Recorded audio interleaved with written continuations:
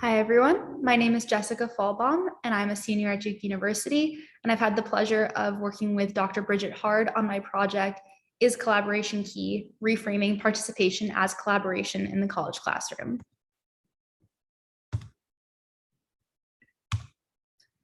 So I'm assuming that most of you have taken countless college courses, so I'm sure you're familiar with the concept of class participation.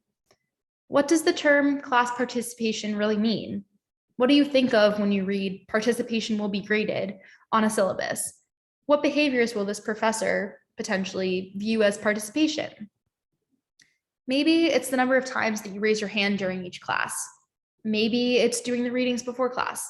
Maybe it's making one super insightful, well thought out comment during class discussion. Or maybe it's simply showing up to class. Each of these examples might be included or excluded from the traditional guidelines for classroom participation, depending on what the instructor wants. But often students are left wondering what their instructors really mean by participation. Now, imagine that you are a student in an entry-level course at Duke. It's the week before class starts and you receive an email from your new professor. In the email, the professor lays out their goals for the course. They say that the most important goal for this course is developing students' ability to think collaboratively with other people. And this class will emphasize creating shared knowledge. And in order to do this, students must engage with members of the class community to help all class members gain a deeper understanding of course concepts.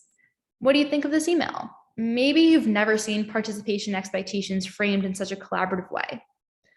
So we actually don't have to speculate about this. The recent study that I conducted with the help of Dr. Hard shows positive reactions to this message among students when we compare it to a more traditional participation message.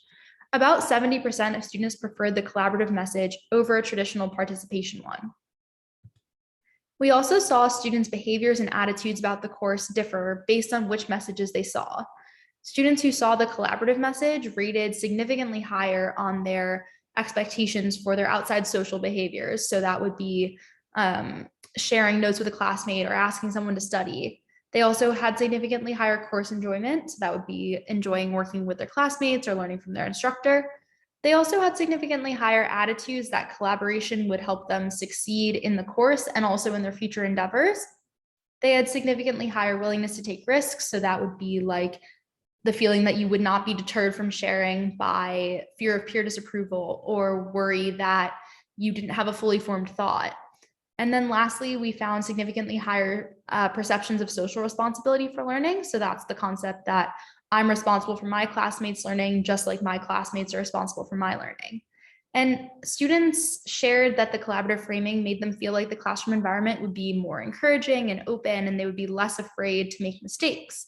And so you can imagine what it would look like if we had a classroom full of students who are more open to sharing ideas and more willing to share notes with their classmates or join an out-of-class study group.